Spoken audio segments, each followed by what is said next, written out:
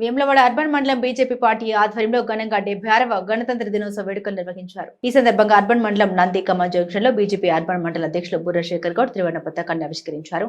అనంతరం వారు మాట్లాడారు. డాక్టర్ బిఆర్ అంబేద్కర్ రచించిన భారత రాజ్యాంగం వల్ల ఈ రోజు మనం స్వేచ్ఛ వాయువుల్ని పీలుస్తున్నామని, భారత రాజ్యాంగంలోని విలువల హక్కుల కోసం ప్రతి ఒక్కరూ పాటు పడాలని కోరారు. చట్టాలపై ప్రతి ఒక్కరూ అవగాహన పెంపొందించుకొని భారత రాజ్యాంగం ప్రతిష్టను పెంపొందించుకోవాలని కోరారు. ఈ కార్యక్రమంలో రాష్ట్ర కార్యవర్గ సభ్యులు ఎర్ర మహేష్, సీనియర్ నాయకులు లింగంపల్లి శంకర్, విఏ రెడ్డి, రాజీ రెడ్డి, సంతోష్ యాదవ్, అంజన్న యాదవ్, ప్రశాంత్, భాస్కర్, అంజన్న, రమేష్, లక్ష్మణ్, నర్సయ్య, శ్రీధర్, సంజీవ్ రెడ్డి, అజయ్, మధు, శ్రీనివాస్, శేఖర్, భాను, చిన్న, హరి, శ్రీనివాస్ రెడ్డి, మధు, సుమన్ రెడ్డి, రవి, లక్ష్మారెడ్డి, శ్రీకాంత్, రాజు తదితరులు పాల్గొన్నారు.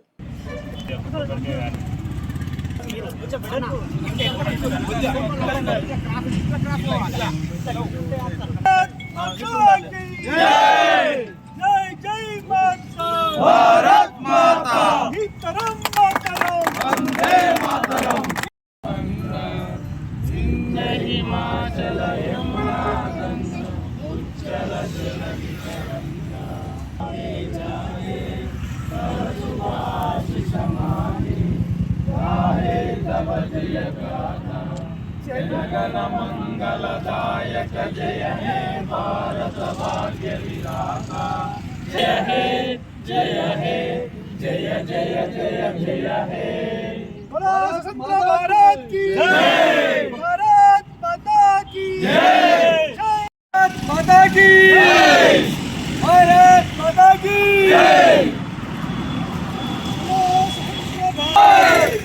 వేములవాడ అర్బన్ మండలం భారతీయ జనతా పార్టీ ఆధ్వర్యంలో ఘనంగా గణతంత్ర దినోత్సవం జరుపుకోవడం జరిగింది. ప్రజలందరికీ కూడా గణతంత్ర దినోత్సవ శుభాకాంక్షలు. ఎందరో స్వతంత్ర సమరయోధుల త్యాగ ఫలమే ఈరోజు మనం పీల్చుకుంటున్నటువంటి ఈ స్వేచ్ఛా వాయువు. మరొక్కసారి కూడా వేములవాడ అర్బన్ మండల ప్రజలందరికీ, భారతీయ జనతా పార్టీ నాయకులకు, కార్యకర్తలందరికీ కూడా గణతంత్ర దినోత్సవ శుభాకాంక్షలు తెలియజేసుకుంటున్నాను. వేములవాడ అర్బన్ మండల భారతీయ జనతా పార్టీ అధ్యక్షులు బుర్రా శేఖర్ గౌడ్ నాయకత్వంలో ఈ యొక్క కార్యక్రమాన్ని ఏర్పాటు చేయడం జరిగింది.